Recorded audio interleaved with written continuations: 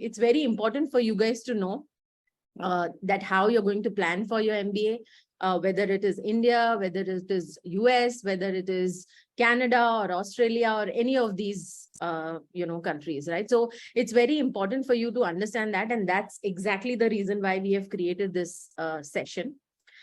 Before we get started, I just wanted to make sure, you all understand how important or how focused your journey should be.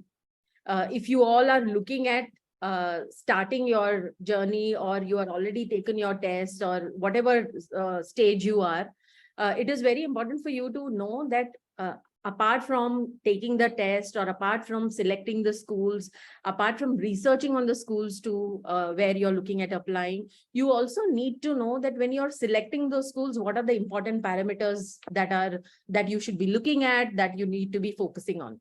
Right. So before I get started, I just want to take a quick poll. I just want to know, where is the poll? Okay. I just want to take a quick poll to understand what stage are you guys in right now. If you could just, all of you can use your poll and let us know what stage of your MBA journey are you. Are you still thinking of an MBA, which is an early stage? You've already started your GMAT prep, which is great. Thumbs up to you guys. You've taken the GMAT already, you're at an application stage, or you already have an admit, because for all these 4 categories, this discussion or this session that we have today is extremely important for you to know. So I'm just looking at how many people have already attempted the poll. All of you, please go ahead and attempt the poll. Very, very important for us to understand the people or the audience that we are addressing, right? So I see almost 80% of them are already in this process. So perfect. We are at the perfect time. You guys are at the perfect time to listen to this webinar, listen to the session. I also have some takeaways or some checklist for you at the end of the session. So please stay with us till the end so that we can send those collaterals to you. I'll tell you how we'll get there.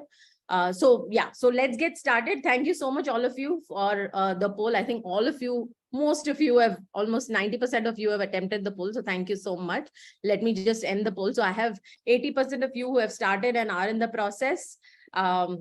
Almost 50% who are still thinking, and the others are either taken the GMAT, or a couple of them, I think just one of them has an admit yet right now. All right. So, all right. So that's the whole focus. So when you're looking at your MBA journey, first focus on your figuring out whether it is for you, which is whether you need to do an MBA. Second, focus on whether what tests you need to take, whether you're taking the GMAT or the GRE. The third aspect, selecting your schools, figuring out what are the parameters you need to know to select the schools. And finally, your entire application process, right? So that's how your journey should be planned. So before we get started, I also want to know one more thing. I have 4 options here, which I'm going to put on the screen right now. I want to understand that how are you, which category do you belong to? Whether you plan to take a full loan and rely on scholarships, whether you have some savings and you're going to take a loan and also rely on scholarships. Well, scholarships I'll put in all categories, but you have savings and a loan. The third one, you have savings, but you also have parents who can help you contribute, or who will be, paying some part of your loan, or you can take their help. And finally, FFF. If FFF stands for friends, family, or if you're really lucky, your father-in-law ready to pay for your MBA, right? So just put on the chat window. I just would like to know which category do you belong to, whether it is 1, 2, 3, 4. I would love to see a few 4s. Yes. But yeah. I'm waiting for a few 4s as well. All right. So, okay, I see most of them are in category 1, planning to take a full loan. Perfect. Some on 2. Great. All right. Most of you are in the 1 category. All right. Some more? Well, I guess if a lot of them were in the 4th category, they might have not joined the webinar today. That's true. That's true. All right. So cool. Thank you so much, guys. Thank you so much for giving your input. So I see most of us, most of you are in the 1 or the 2 category, which is focusing on loans and savings, or just focusing on full loan and scholarship. Great. So let's get started to understanding what are these costs. So maybe if you could just type on the chat window and tell me what are the costs you're looking at, what do you think could be the costs? I just want to make sure Friday evening you all are attentive to listening to this very interesting session. So please type in what do you think could be the costs? Just type in. Okay, MBA fees. So I'm assuming you're talking about tuition costs. No, I don't want the cost. Just tell me what do you think includes in the costs? Tuition fees, great. Opportunity cost, books, living expenses, tuition, visa, accommodation, great. Staying, tuition, living, great. So let me just go one by one on each of these costs. So one is obviously the tuition fee. Based on different kind of geographies, based on the schools, the tuition fee can vary. So that is one thing that you need to focus on. Second aspect is the health insurance part. So this is pretty much in most of the schools where it is very important for you guys to take health insurance. So by the way, this is, if you've traveled abroad, you know that this is also one insurance that you have to take even for a short travel. So if you're going on any kind of student visa, this becomes a very important factor for you to focus on the insurance part.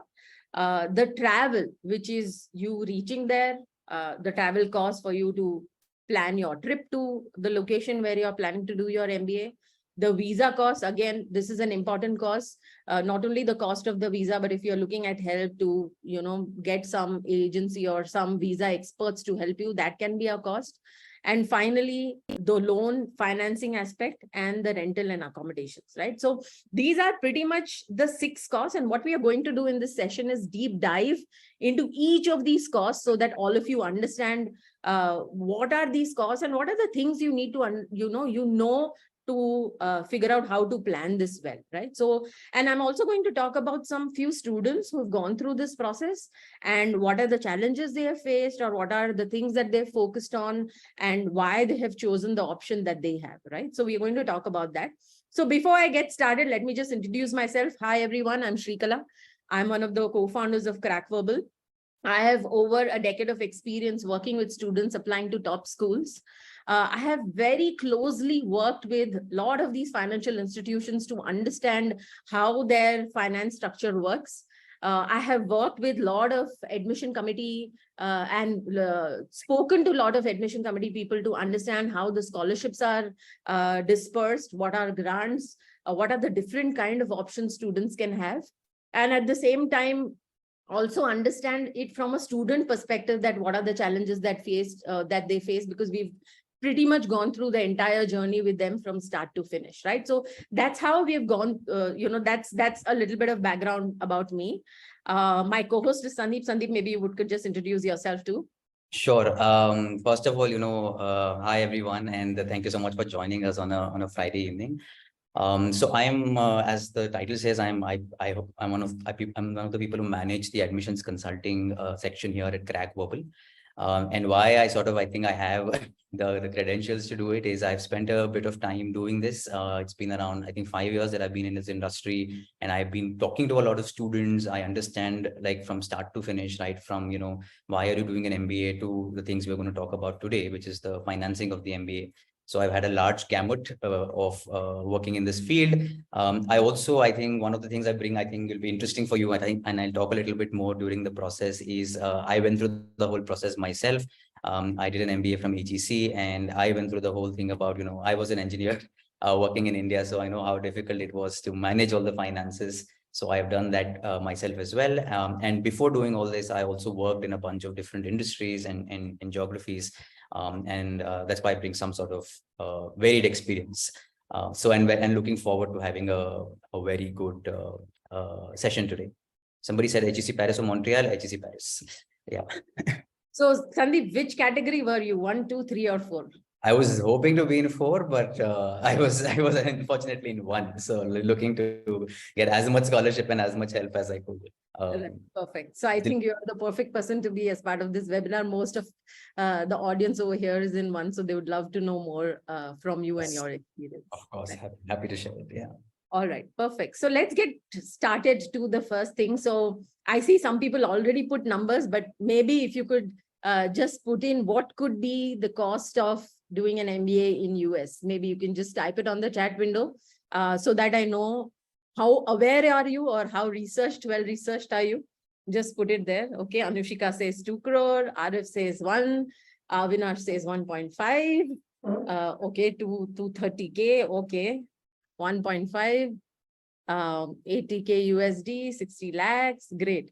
So, you know what? I'm happy that I'm addressing you guys because you are not the weak at heart kind of people. So I think we are addressing the right audience. You understand the kind of investment, and this is what I tell a lot of people, right? That think of a time when you started your career and think of a time where you are at now, whether you have 2 years experience, 3 years experience, 5 years experience.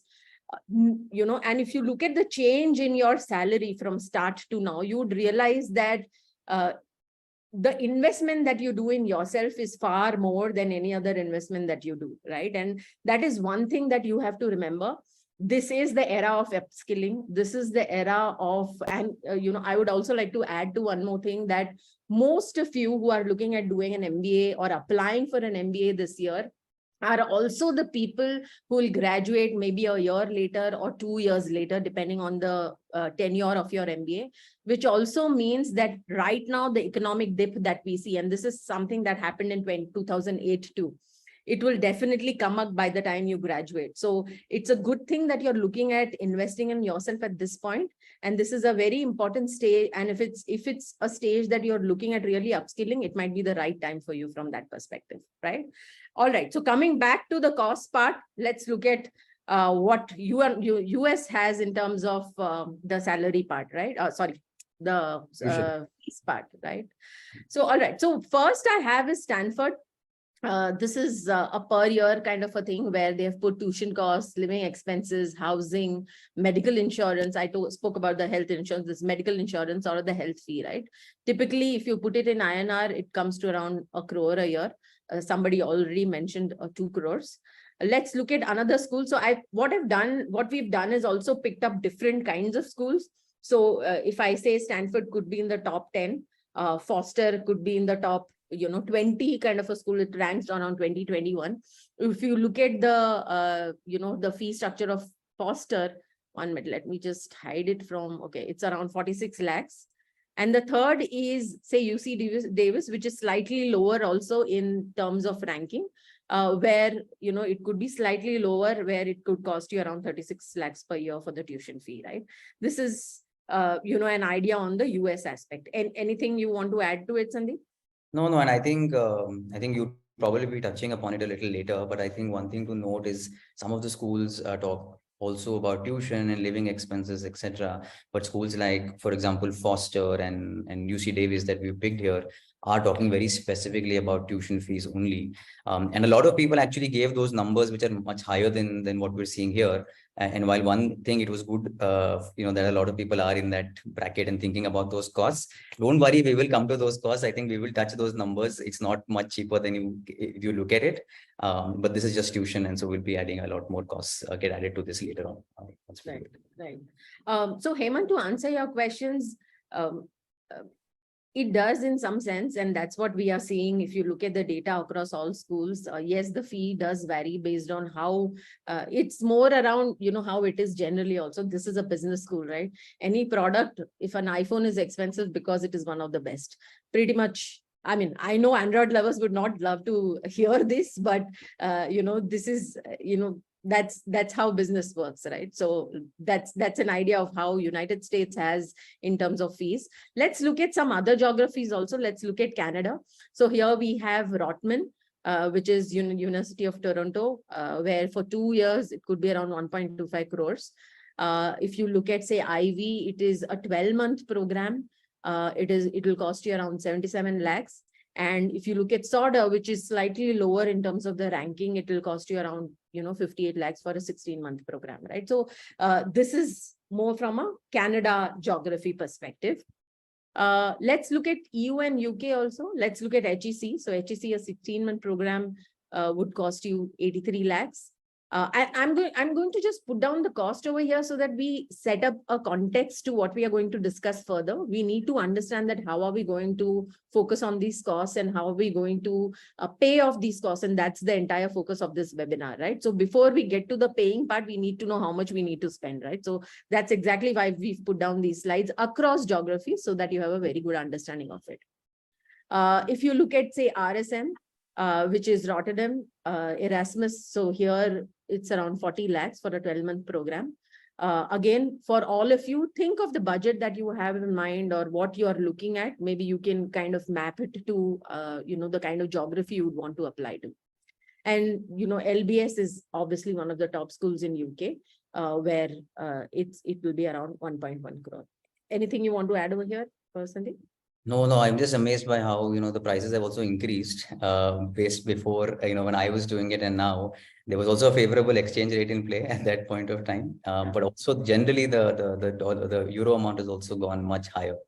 And one is that increase, and second is, of course, I think you spoke about it, Shri, in the previous slide, where you mentioned that, in terms of the ranking, sometimes the tuition will vary. But I just want to stress that from accommodation and all of those things, location plays a big factor as well. And that gets sometimes added into the cost, which is independent of rankings and anything else. Right. Yeah. Last we look at APAC, so HKUST, which is Hong Kong University, which is around 64 lakhs. If you look at, say, NUS in Singapore for a 17-month program, it's around 55 lakhs. And if you're looking at ISB, which also includes, so by the way, ISB includes the lodging costs, and because ISB does not have an option to stay outside the campus, everybody who is part of this program is in the campus and they have the entire accommodation inside the campus. So this includes the accommodation part also, and there are some few other fees like stay, books and those kind of things which are inclusive in this. Finally, India. So here also we've picked up different schools for the benefit of everyone who's looking at India as in geography, looking at different kind of programs. So if you look at, say, MDI Gurgaon, which also accepts GMAT scores for its one-year program, which is called PGDM-BM kind of a program, which will be slightly lower. It is not one of the top ones, especially in India. If you look at, say, the IIM Ahmedabad is around 32 lakhs for the one-year PGPX program, which accepts GMAT scores, which is specifically for people with higher experience. If you're looking at IMB, it's around 25. If you're looking at IMC, it's around 31. And, finally, so that's pretty much more around the cost of the tuition fee part. Now we get on to the living expenses. Sandeep, you had some insights on this aspect. Sure. So I think, Shri, if you could maybe we could just go through all the ones. So I think the idea of this slide is, one was just to show you guys that there are things beyond what is mentioned in tuition costs, and a lot of things sometimes get added in terms of living expenses. I will give you an example of HEC Paris because I've been through that whole system myself.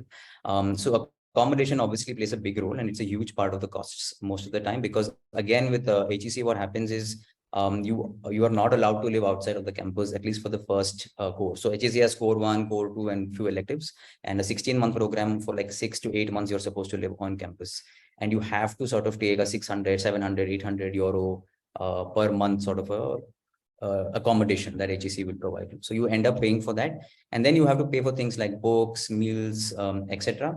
And also one thing is with HEC, what happens is you're not also in campus most of the time. So even when I say you're not in campus, sorry, I mean you're not in Paris most of the time. You're actually a little away from Paris. So it could happen with any of these schools based on where you're going. They might not be in the city of your choice, or it might be a little away from the city. So you also have to factor things like, okay, there is a meeting that I have to go to, there's an interview I have to go to, there's a conversation I need to have, but all of this is happening mostly in the larger cities. And for that, again, I need to factor in things like transportation and how do I get to these places. And all of those things also sort of get added to the costs. Food obviously plays a huge role. When I went, I'm a vegetarian, and it was a really big deal because what happens when you go as a vegetarian is once you go out of the country, you probably know, if you guys have been outside the country, that it's very easy to get, non-vegetarian food, but it's very, very difficult to get vegetarian food, especially cheap food. And once you go as a student, all of these things get sort of piled up. So with meals, etc., you end up spending a lot of money in terms of that, and that also gets added significantly to the costs, obviously depending on where you are. There are obviously mitigating ways, and I think we will probably be talking about it a little later. So I'll maybe save it for a little later. Right. So in fact, I would like to add one more thing when you're talking about the accommodation part of it, right? So I was speaking to I was speaking to one student who, just today, also to understand a little bit more on his journey. And he's got an admit to Georgetown, which is McDonough. And he was talking about, how he's already figured out his accommodation. So he's just got his I-20 and he's figuring out his loans. And we'll be talking about that. And he's talking about the accommodation part. He's already figured that part out. And he mentioned that especially in Georgetown, since he's looking at living alone and he wanted a studio kind of an apartment, it is costing him around $1,500 per month. And if he's looking at a sharing kind of a thing for a larger space, it will cost him around $3,500 per month with more, two people sharing or something like that. So he is choosing to stay alone for his own reasons. But again, the whole thought process is that even before he's gone for the visa, or even before his finances are taken care of, he's already figured out the accommodation part once he's got their admit, right? So, that is again pre-planning in terms of at what point you'll need to think about these aspects when you get into this MBA journey. Yeah, and I think I just wanted to just add on that also. It really depends sometimes on what your preferences are and also what the situation is. So like if you're in the US and you're probably living in a slightly smaller town, US is notorious for not having the best public transportation. So sometimes things like you have to have a car because there's no other way to get around. So a car gets added into it, the car's fuel gets added into it, the maintenance costs get added into it. So these are things that a lot of people sometimes don't consider, but I think this is very important for people to look at as well. A lot of things are fixed and it really depends on you in terms of how you can, sort of work around it. Like the accommodation example that you gave, where of course the rent is going to be fixed, but whether you divide it by 1 or you divide it by 5, then that's probably up to you and how you can manage it. Right. And most of these universities also have a lot of options close by. Because obviously there have been international students for going there for, ages now, which also means that these are kind of things. It's not that you'll have to figure out the moment you get an admit, they'll put you through a community, you'll get in touch with people. If you are looking at living only with Indians, there's an Indian community over there. So all that will be taken, it will be more accessible. So you don't have to worry about that aspect, but obviously planning the investment aspect is definitely something that you'll have to look at. Typically more from a living cost across cities. This is more like we've put it in INR because more, I see a lot of people joining us from other countries also. Sorry for that. Maybe next time we'll put it in dollars. But since most of them are from, India, we've just used the Indian currency over here. Which is giving you an average of based on which city or what could be your monthly costs based on, each city and based on the cost of living in that particular city, right? This is more from a rental perspective. So look at around 8 lakhs per year kind of a thing. Yeah, so I think for North America, obviously, is the very most expensive.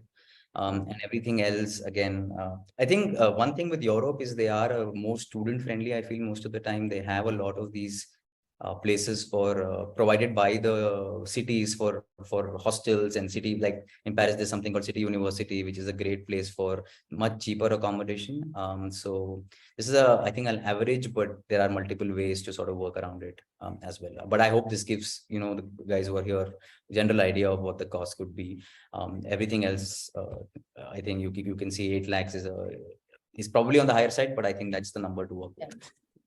So in fact, Saida, to answer your question, if you looked at the first couple of slides that we showed, it showcases the living cost. So living costs, it's not only rentals, you can have the other aspects of it also added. If you look at the first couple of slides that we showed, we've added that aspect also. Apart from that, obviously, there are other things, and these are, I would call hidden costs. And this is something that I learned from a lot of students that I've spoken to this year. I spoke to someone who went to UCLA. I spoke to someone who went to Kellogg. I spoke to someone who went to London Business School. And they said that, when they were applying to this whole program, when they were applying for an MBA, these are costs that didn't really strike them. They didn't really think about it. And lucky you guys, we are here to tell you what these are also the costs you need to focus on. So there are something called career tracks, right? Like, so when you're going into an MBA, you don't want to be a guy, a person who's sitting in your room and just studying all the time, because even in terms of the time that you have or the classes that you have will be, maybe 3 hours a day or 4 hours a day, right? So what also happens is a lot of people get involved in a lot of other club activities and career tracks. When I say career tracks, it is more around, say, for example, there will be a trek to say, some other country or some other city where you'll work with on a business case scenario, or, or a challenge for a particular company, right? So that could be something that is involved in career tracks. Now here, the travel is on you. So you will have to pay for that travel. Student association. So there might be some club fees depending on what club you choose. Coffee, lunch, and meetings. I was talking to one of my students who's in NYU right now, and she was telling me in the first semester itself, they were like, the school was, or the professors was just okay for you to go and meet people and network people for your coffee chat and lunch meetings, because these are a very important aspect of your networking. And especially that also translates for you to get into internships and then finally jobs, right? So a lot of international students put a lot of effort in doing these coffee and lunch meetings and networking and things like that. So this becomes a very important part. Parties, obviously. You are going to a program where networking, meeting is extremely important. You can choose what kind of party you want to go to, but yeah, that is also a cost. Maybe clothes, maybe, contributing to, what food or whatever, these could be the costs, and obviously the travel. And one important aspect, the opportunity cost, whatever, I mean, we put an estimate of 30 lakhs, depending on what stage you are at your career. Add this more as the time that you're not going to earn, whether it's a 1 year or 2 year, add that also to the cost, right? So these are pretty much, the other sundry costs that you would want to consider. More from your perspective, Sandeep, if you would want to add. Yeah. So I think I'll maybe talk about all of these things in general. And I think one from just the experience of talking to people, but I think more closely from my personal experience also. And I think with these career tracks, what happens is, let's say you're studying in the US, but you see opportunity mostly in Southeast Asia. Maybe you want to work in, like, India is obviously a huge market, but let's say the bigger market in Southeast Asia now is Indonesia. And a lot of these countries, a lot of these companies, etc., are setting up. You want to understand the local market. So then there are these Asia Pacific clubs or something like that that's been set up, where the club basically, if you're the president, you're the person doing it, or somebody in the club interacts with people in Southeast Asia, sets up some conversations with companies that operate in Southeast Asia and Indonesia, and you want to be part of that trip that happens, which is you go all the way to Southeast Asia from the US. You go for like a whirlwind 10-day, 15-day trip. Where every day you're meeting people, you're meeting companies, and in that time you're trying to make connections as well. And once you go out of India, you know that it does not work like how India works in terms of jobs and placement. So a lot of it, and Shri, I think, also emphasized this a lot in what she just said, which is the word networking, right? It always, you talk about MBA, networking will always come out. So you want to be at the top of your game, and you don't want to miss out on any opportunity where you can get ready access to people and to companies. And that's why you have to, it's hidden cost, it's an optional cost in quotes, but it's not optional, right? So you have to do it. And so you have to, sort of factor that in for your costs as well. Student associations, again, right? You get to be part of these career tracks. You get sometimes because you're part of the student association, or your biggest strength sometimes is your alumni network of the respective school that you're part of. And every school will have sort of an alumni fee, or it will have an admin fee, or it will have something to manage all of those things. And that's why they take that cost from you. Again, optional, not optional, right? So you have to pay for that.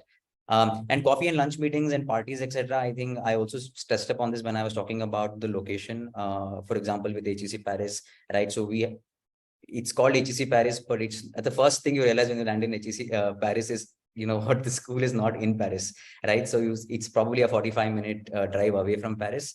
So every time there is a networking event, networking opportunity, there is a conversation, there is an interview, there is a conference you want to go to, nothing will happen at the HEC campus. Like a very few things will happen at the HEC campus. Most of the things will happen in Paris, in the city. So how do you get there? You have to make arrangements to go. You have to first, plan for travel there. You have to plan for travel coming back for, okay. This is, should I stop? Naveen, you're scaring me now. Anyway, so you need Naveen, this is definitely not for the light-hearted, but we tell you how to get there. So yeah. Yeah, so let me just finish that quickly then. So you need to factor for these things, and even a small thing like a cappuccino and a croissant in Paris is not the same cost as it would cost you in Bangalore or in Delhi or in Bombay, right? So you have to factor those things because you are coming here earning in INR mostly if you're from India, right? And then you're spending in a much higher currency. So these are the things you need to factor. All right, so let's moving on. So I will pause, right? So I don't want to scare away people. See, the whole idea of this session is to be honest. And that's what Crackbubble truly believes in, being honest about everything. We don't need to be an ostrich, put your head down and, not figuring out how to, not pretending not to see it, right? This is the truth and this is what it is. I just want to address one point on the opportunity cost part because somebody's just put it on the chat window. Opportunity cost is basically when you are studying, the salary that you don't get because you are either quitting your job or taking a sabbatical. So that time of 1 year or 2 year, whatever time of an MBA, you are also not getting the salary, right? So that is what equates to the opportunity cost. So that completely depends on where you are at right now. This is more like a 2-month, 2-year kind of an estimate over here, but depends on where you are right now, right? So that's this is a typical, so, I pulled out just a small MBA journey from a LinkedIn article by an LBS alum.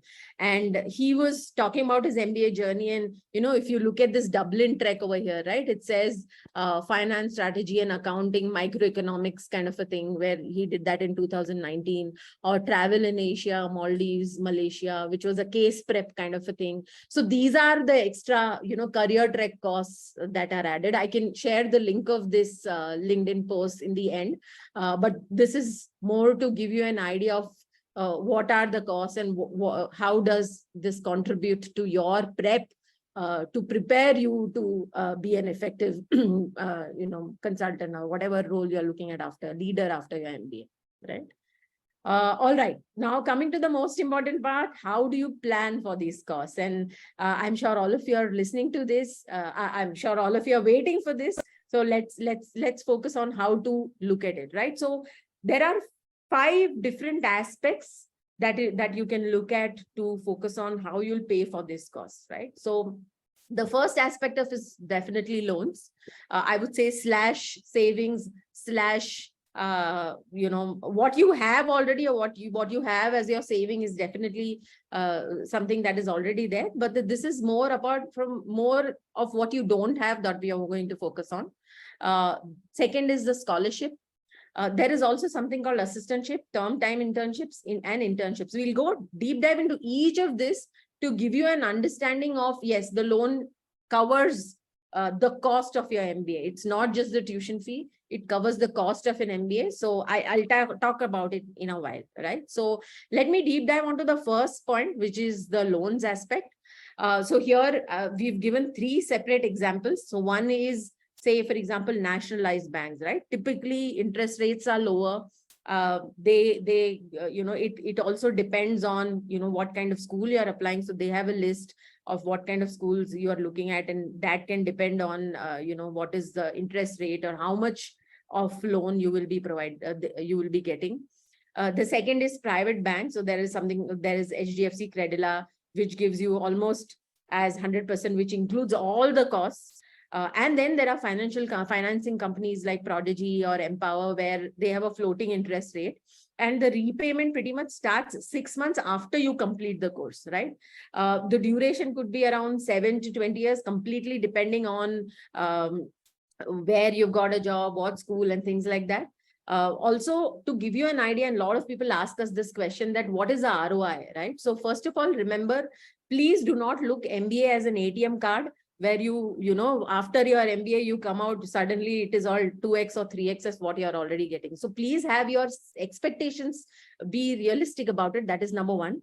Typically, ROI or the timeline for, and this is what I've spoken to each of these entities to understand, that what is the average that they see, especially for an MBA program. And say, for example, I spoke to Prodigy this morning, and they said, typically most people pay off their loans between 6 to 7 years, right? But the duration is around 20 years, and that can be a personal choice on what you opt for and how you go about it, right? And they take care of the entire fees for it. Sandeep, you have I think one thing before I start is, like, I'm telling you, like, I think I stopped the last segment with scaring a few people, but I also want to tell that it definitely gets better. I think I'm example of that.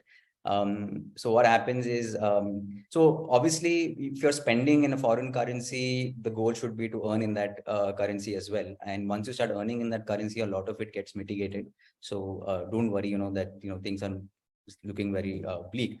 But what happens, obviously, when the time you're going from here, you are currently in the Indian currency. And as I mentioned in the beginning of the webinar, I come from the standard middle class engineering background, and my father won't hear of doing anything apart from a nationalized bank.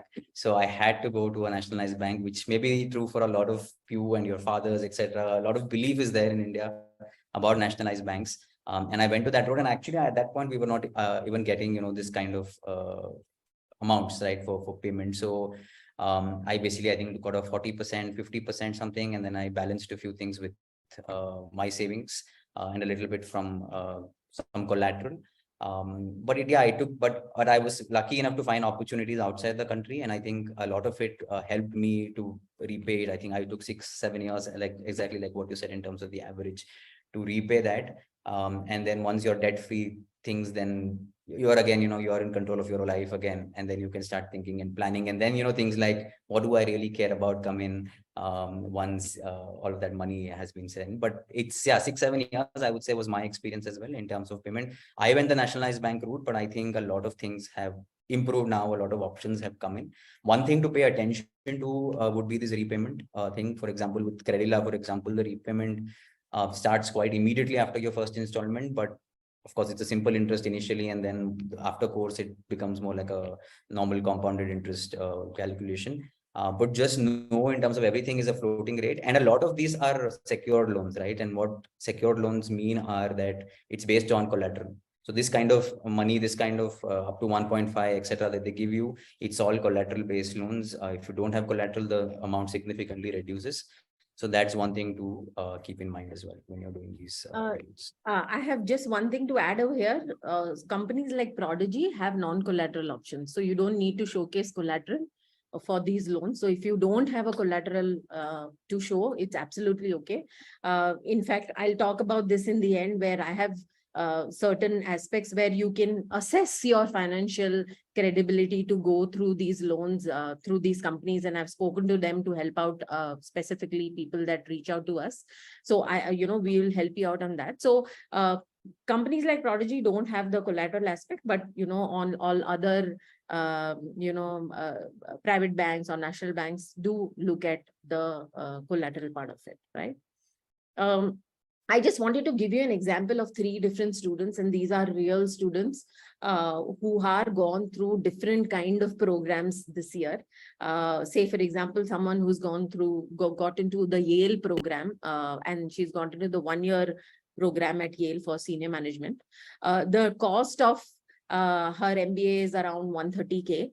In fact, we renegotiated on the scholarship for her. So when she applied, she had a 20K scholarship, and we wrote another scholarship request email saying that, you would need more, and we helped her do that. And they raised it to 40K, and any money is good money. Believe me, even 5K is good money, but she could manage a 40K thing. She's gone to Prodigy, and she has got a 90K loan with a 12.3 interest rate. So this is slightly higher compared to, say, an Indian bank kind of an option. But then for her, because she didn't have collateral to show, she was completely relying on loans and scholarships, she wanted to opt for this option. The second person has gone to Kellogg. This is for the 1-year full-time program in Kellogg, and getting like a 30K scholarship. Kellogg for international students has loans through Northwestern itself. So they give loans, and it's like a 5% loan. And I think they need a cosigner or something. So if you have some relative or anyone who can vouch for this, these kind of loans are possible, and the interest rates are really low. And these are something that is done through the school. The third person who went to Georgetown, I was talking about this when he spoke about the accommodation part of it, right? In fact, he got schools, he got admits from other schools where he got scholarships too. But McDonough was his first choice. And he really wanted to, he really liked the school, and he felt the goals and the community, and generally the people that he was interacting with at McDonough were a lot more helping, or there was a sense of community, and he wanted that as an option. Though he did not get a scholarship, he's opted for McDonough. He opted for an Indian bank, and he mortgaged his land, and there the interest rate was around 9.2% for him. Right now, again, some challenges when I spoke to these people. They spoke about one aspect of it is, when you go to these private players, it's much easier, it's much faster, they are more optimized in terms of their process. But then if you go with Indian nationalized bank, they need a lot more documentation. The process is slightly slow.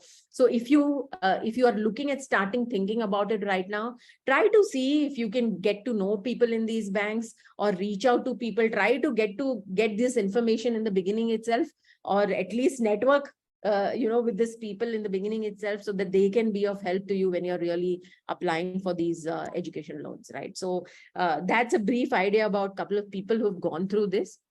And also, I think going to like events that we always encourage people to do, which is like, if you're interested in any of the colleges like Yale, Kellogg, McDonough, etc. A lot of these colleges either do things like webinars, or they sometimes do physical meets as well. Like we recently sent out an email about Ivy, and Ivy coming to India and doing a meet. So a lot of these financing companies such as Prodigy, Empower, etc., they sometimes tie up with these schools also, and a lot of them are represented at these booths. So please make it a point to attend, one for getting information about the school, obviously, but also a great chance, like Shri said, to network and meet people from these financing companies, and sort of being able to get information on a one-on-one basis with them as well. Right. And what I also understand is they don't leave you at the loan part of it, because they also have a huge alumni network, right? They have helped so many people over so many years. So what they also do is they help doing some kind of community aspect with people who have opted for Prodigy, and they have an alum network over there. So some bit of networking also happens through them. So you might want to, when you're looking or reaching out to these people, also try to understand what are the other things apart from just the loan aspect that they look at, because these are also things that is a great value add for someone who's going through an MBA, right? So it really helps people when they are at that point. And if I remember correctly, Prodigy started by MBA grads only, I think. Yeah. They really understand you guys, and have been through the same process themselves. So they really understand you. Yeah, so it's called potential based loans, where the focus is they do look at your credit score, but then it is more based on your potential, right? So that's what they showcase, and that's what they focus on. But do work out all these things, when you are looking at it, I'm also going to share a checklist kind of a thing where you can look at what could be the expenses. You can put it in an Excel, and you can keep working on it as you go closer to the point where you've got admits and you're working on the loans part. Next is the scholarship part. So just to give you an idea, this year, crackable students Cumulatively, we've helped them get around 2 million in scholarship across different scholarships. We've put a list over here. I'm also going to add, along with the checklist, a list of the scholarships that people took and they went through as part of this process. So that is also something that you will get, we'll talk about. So what are these scholarships, and how do you get to these kind of scholarships, right? So typically the scholarship aspects for some schools is part of your application process. So you have to write a scholarship essay where you talk about why you as an international student need or would require this scholarship. What are the strengths, why? So one part is you're already talking about your story and stuff like that, to talk about what is the strength of your application. But the other aspect of it is, as an international candidate, what do you bring in? Forte is typically for women applicants. This is for women in business. So, that is specifically to encourage women in business. So that's what it is for. In fact, one thing about Forte that I can add is, so they have these kind of small leadership kind of courses on their website. You can just research or Google on Forte Foundation, especially the women applicants over here. You can go and look at that. And if you take any of these, I think it'll cost you around $199 or something for these courses, but that also gives you a lot of fee waivers to the schools you apply to. So they have a list of schools, 10, 20 schools that they have as part of their list. And if you go part of this, if you take this kind of a program, short online course kind of a thing, you will get close to fee waivers from these list of schools. So for a cost of say $199, you will save close to $1,000 or $1,200, because for every school that you apply, you're also looking at the application fee, right? So it could be something that you could evaluate and you could read up or look at. Yeah, and I think if you're a woman candidate right now, I think it's a no-brainer. You have to sort of at least make the attempt for Forte, because it just makes a lot of sense. Right. In fact, very soon we will have somebody, in fact, a lot of our students every year get these Forte Foundation scholarships, and it has gone up to 90K. In fact, last year we had someone who got 90K from MIT, the fellow program for, I think for Foster only. And this year we've got somebody who's got a 60K Forte Foundation scholarship for, McDonald's, I think. So those are the kind of scholarships. Then there are Dean scholarships from ISB or merit scholarship in different kind of schools. This is more like a short list that we have put over here. I just wanted to give you an example of, because a lot of people think that applying scholarship is always about, Forte is mostly for US, right? A lot of people think that scholarship is always about, a high GMAT score or, a very stellar profile and things like that. So first of all, remember that most Indian applicants get scholarship. Most Indian applicants with great profiles get scholarship. Yes, GMAT is an important factor. It's not that it is not an important factor, but I just wanted to give you an example of Sakshi, who had a 630 on her GMAT. She has close to 5 years experience. She was a cybersecurity analyst, and she was very clear about the kind of schools she wanted to apply, right? Because she was very clear in terms of her path and her journey. Go look up on her YouTube channel. Her entire video story, success story is there. You can go and listen to her success story and get more ideas on how she planned it, or how she looked at on how she had the clarity on what are the kind of schools she wanted to apply, and what is the part she wanted to carve out. In fact, Sandeep, you worked very closely with Sakshi. Maybe you can give us more inputs on the kind of scholarship and I think and the school she applied to. Yeah, and I think I also want to use this opportunity. I think there was one question, one thing on the chat that I saw, there was somebody said these are not top B schools.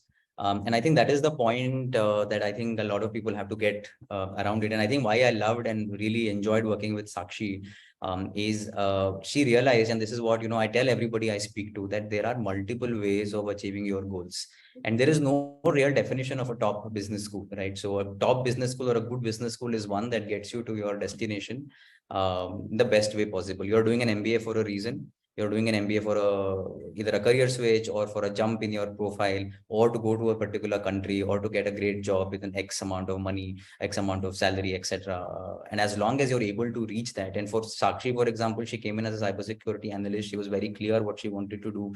She said, I wanted to be in the tech space. So she was 100% clear about it. Then she did her research and said, okay, GMAT seems to be at this point a limiting factor for me. I feel like 6:30, either I don't have the time, or I just feel like I don't want to put in the effort right now because of various reasons.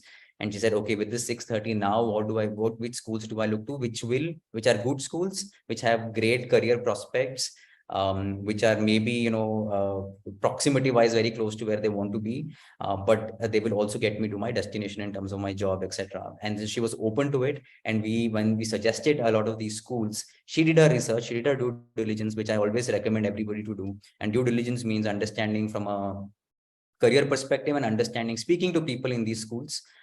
She did both of them. She was happy, she was satisfied with these schools. And then she said, okay, I will apply to these schools because I also have a financial constraint. I don't want to spend a lot of money on the MBA.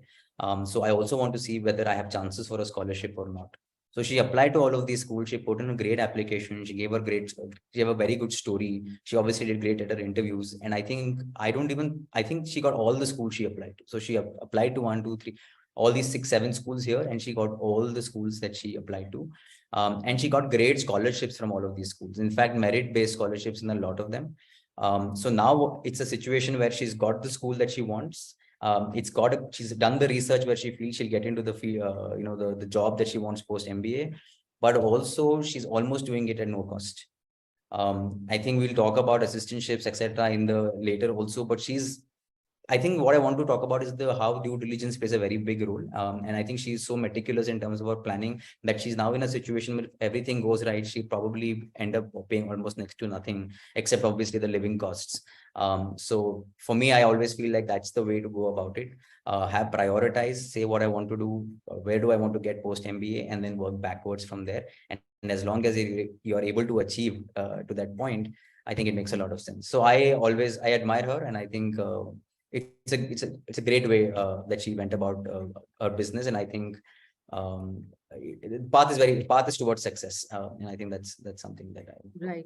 And to answer your, some question that is asked here in terms of, these not being the top schools, right? In fact, what I would suggest is, we have a video of Reshma, who got a 100K scholarship from UCLA. We'll talk about that, Khushbu. Give us some time. We are going to talk about which school she selected and why. So I was talking about UCLA getting, almost a 50% scholarship, which is the entire 1 year was given as a tuition fee waiver. So she got a 100K scholarship. I spoke about somebody who got a Forte Foundation scholarship from MIT. Kellogg also has some kind of scholarship. I think somebody got a 40K scholarship from Kellogg this year. So there are, so honestly, most top schools, the chances that you'll get scholarship is, less compared to, say, mid-ranking from 10 to 30, 40 ranking schools. So top 10 schools also, what also happens is the advantages, the kind of, and we'll talk about it, the internships aspect. So we'll talk about it of what is the advantage of applying to top 10 schools and what could be a challenge for slightly lower ranking schools or, schools, in this range, maybe for the schools that are listed over here. So we can talk about it in a while, but to answer your question, it is not that top schools give scholarships that easily. So you will have to be wary of that aspect.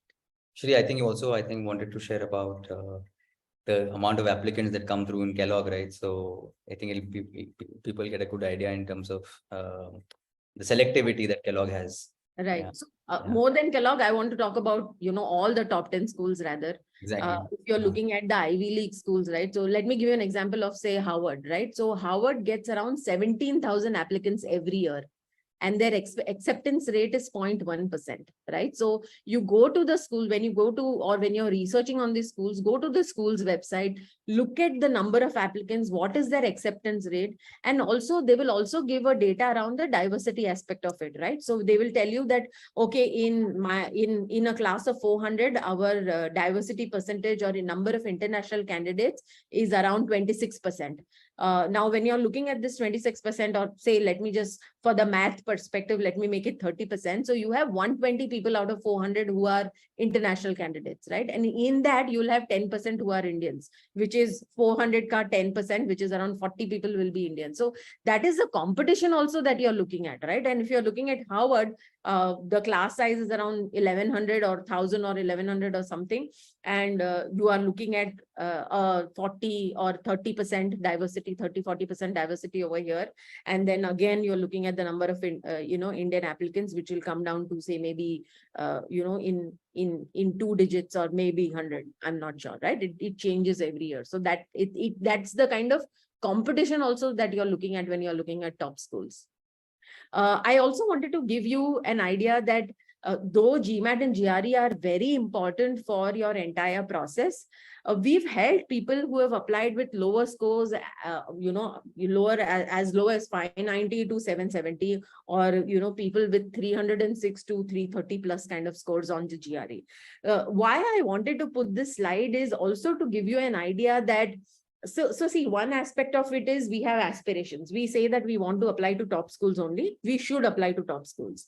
The other aspect of it is you say that, okay, I want to apply to top schools, but I want to have a plan B. I want to look at some safe and reachable schools too. And or the third aspect of it is you say that, look, I know, top school is too competitive for me. I want to look at this range. So depending on what kind of schools you are looking at, or what kind of focus you need to have, because I always tell people that please have at least a couple of ambitious schools also in your list. In fact, I was talking to one of our student, our 2015 student today in the morning, and she had a 650 on her GMAT. When she was applying, and this was somewhere in 2015. And when she applied to all top schools, so she applied to Wharton, Kellogg, HBS, she applied to MIT, she applied to all these schools, and her choice was Wharton. But to be on the safer side, what she also did is she applied to slightly more lower ranking schools, and you won't believe that she got interview calls from almost 4 top Ivy League schools, with her profile, with her essays, with her background, with her 650 score, but she did not get even one single, she got rejected from all the 10 to 20 ranking schools, right? And I don't know why, maybe because they saw a lower score, or again, this is an exceptional story. Finally, she got into Kellogg. She cracked that interview. And she got into Kellogg, and I was talking to her. It's almost been 7, 8 years after she's done her MBA, and I was talking to her this morning, and she was kind of reliving this entire thing of how her journey was, and how she was so bummed about not getting into Wharton, because Wharton was her choice, and though she's very happy, how her journey spanned out after Kellogg too, right? So that's to give you an idea. So all those who are in this preparation stage, give it your best. But at the same time, also let's focus on, okay, if things don't work out as per plan, or there is a little fluctuation in terms of your score, reach out to us so that we can help you around what are the kind of best schools we can apply to, right? So let's be, focused on that aspect. Next, we would like to talk about internships. So there are different kind of internships. One is what you do during an MBA. And one that is you can also do before your MBA gets started. And, I had, there are a lot of people who reach out to us, for, with the job, requirements, saying that, hey, do you have any pre-MBA students who have got into an MBA school and would want to do, before they get into a school, they would want to do some kind of small project with us, or some kind of internship with us, especially in US. That is also something that we are looking at, helping students more and more, at least, even in that journey where they've gotten admit. But during their MBA also, there are a lot of these internships that are available, right? So Sandeep, maybe you can, give in some inputs around this and talk about the salary ranges part also. Yeah, sure. So I think first is, of course, you're doing all this for the admit. So I think once you get an admit, I think first thing you have to start looking at is these pre-MBA options. And I think that's really, we put some examples for consulting and for finance, and especially because we've just taken a few of the schools few of the fields which most of the people, do the MBA for. And even in the product, even the tech space, I think there are a lot of pre-MBA internships coming up as well. But if you're interested in consulting, for example, McKinsey Early Access is a great way for you to try out even before. What happens is usually the MBA was supposed to be those 2 years where you learn, if it's a 2-year program, I mean, you use that time to understand what you want, and then you work it out, you try it out, it doesn't work for you, you come back, you try some other thing, and by the time you're done with 2 years, you know pretty much what you want to do. Right. But now with the pre-MBA things coming up, it gives you it saves you even more. It saves you one step already. And you are in that golden time where you have the admit and you know you're going to go for your education. So you take those 6 months, 8 months, 7 months, whatever you have, and try out things like the Franklin Templeton or the McKinsey Early Access or the BCG Unlock. So that is something that you definitely should look at. Now, so that is one thing. So now what happens is when you do during the MBA, I think as soon as you start, and I think you mentioned here, right, the key is to start early, because, you're planning out all these things. You think, okay, I'll go to business school and start. But when you go to business school, you will realize that there are so many things that one can do if they want to do. But how do you devote your time to all the activities? Everything is going to be new, everything is going to be exciting, and everything is going to be like, I want to do this, I want to do that, I want to do this, because you are that sort of a person, and that's why you've gotten into business school.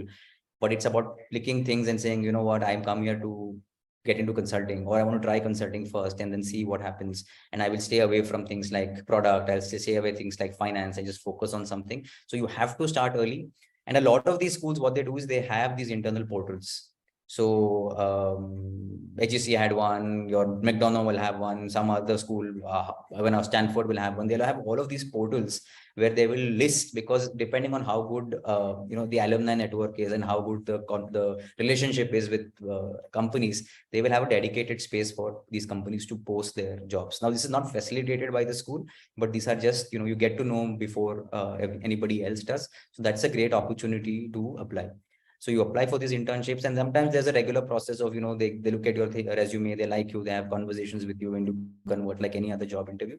But also another reason to start early is because networking again comes into picture here. So when you're in these internships, if you have spent, where we spend some of the costs, the hidden costs we talked about, like spending on coffees and these things, those are the things that will start paying back at this stage. Because you have those coffee chats, you have those conversations, you manage to, you put yourself in somebody's mind, recall, and they say, you know what, I was looking for a consulting intern. Hey, here this person is who has a KPMG background, and he's worked in the consulting space. Let me just ring up and say, are you interested? And that's when you start doing this. And that's another way for you to start getting internships. Leadership development programs as well. They are great ways to do post an MBA, but even within internships, a lot of these programs like the Amazon Pathways, and I think even Google has one rotational program for MBA interns. So it's a great way to start at an internship level and then convert it into a full-time position. And remember one thing, getting an internship is always much easier than getting a job. Because for the company also it's a tryout, right? So, and for you also it's a tryout. So they are happy to arrange for it because it's a limited fixed time, 2 months, 3 months, you're gone. Usually, like if it doesn't work out and they have no other problems about it, but you use that time to get an inroad, and then you sort of convert it into a full-time position. Salary ranges, of course, right? So again, if you're getting, depending on the industry you're in and depending on the job you're doing and the country you're in, we've typically taken mostly in the US at this point, but you're looking at a 3K or an 8K per month, which again, plays a significant role in terms of denting your finances also, and sort of mitigating all the dent in your finances, getting a good 2.5 to 6.5 lakh role, and aided with scholarships and things like that, it becomes a very big part in terms of cutting back some of the costs. And I also just want to add that I was lucky enough to do an exchange at NUS in Singapore. And then what NUS did is, because I was in the final years of my final stages of my MBA, they had merged our classes with that of executive MBA programs. And all of our classes used to happen at 6 p.m. in the night. So between 6 p.m. and 9:30 p.m.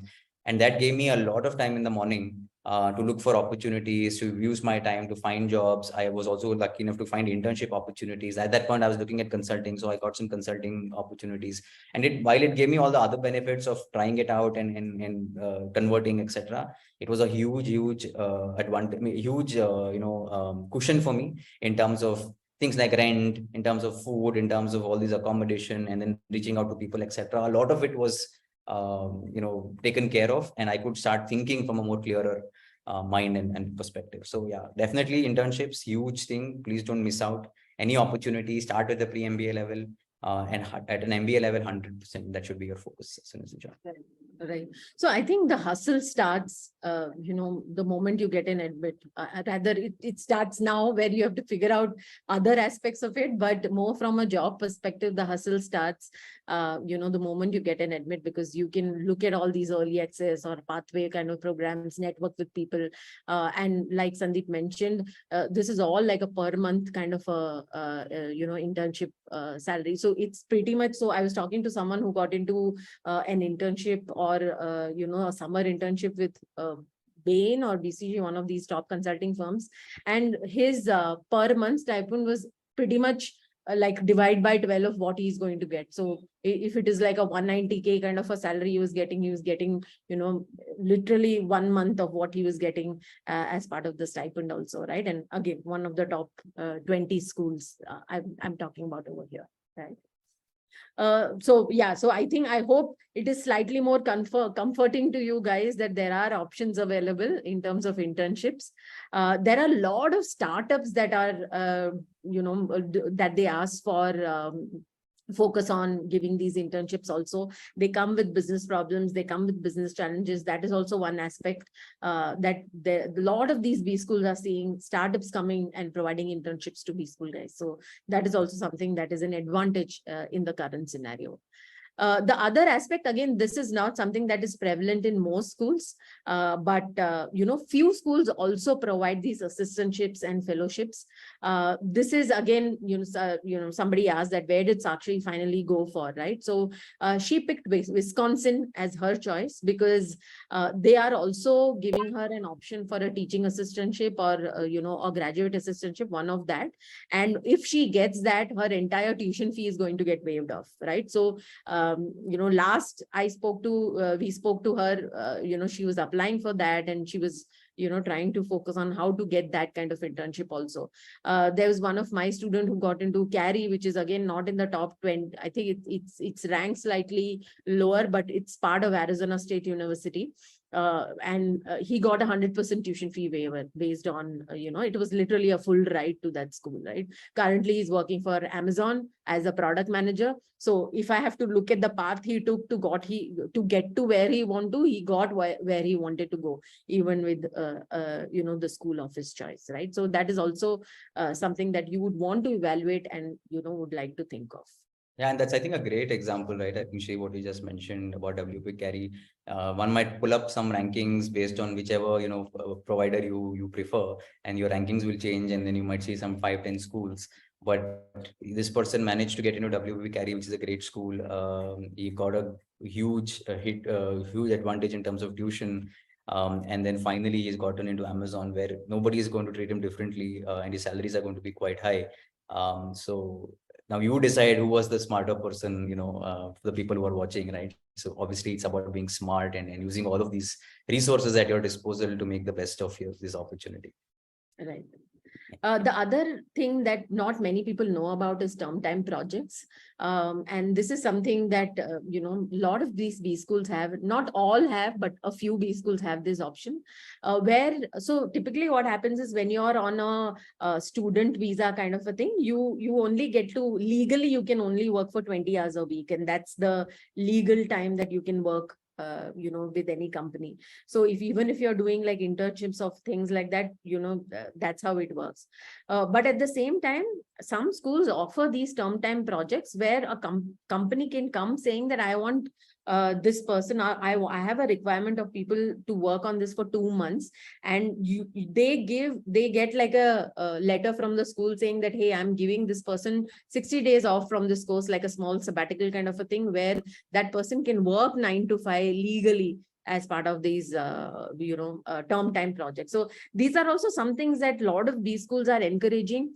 In fact, if you look at London Business School, right, the tenure is 15 to 21 months, which also means that you have an option to finish it in 15 months, or you can even extend to 21 months. So a lot of people are looking at that also as an option to do these term time projects. Again, you get paid really well. in this. You get a lot of experience, plus you get to work with these companies on these term time projects. So this is also something that you would want to know and evaluate and also research on when you're looking at the kind of schools you're looking at, right? So that is another aspect of it. All right. So I think, we've kind of covered scholarships, we've kind of covered loans, we've kind of covered internships, we've covered term-time internships, we've kind of covered assistantships. So, what are the next steps? How do we go about this whole process? So this is a small scan code. You guys, I'm going to put this on the screen for, at least 60 seconds. You can just scan this code. It'll take you to a WhatsApp where you can just ask for the resources. I'm going to add a checklist with a comprehensive list of the scholarships that Crackable students got this year. So this is a small information about a list of around 25 to 30 scholarships that people got, plus a small checklist that you can keep, you can edit and you can keep, from this part, from now to then you can look at that. So please, look at this as an option. There is also a link that is over here. So please use that as a link to, reach out to.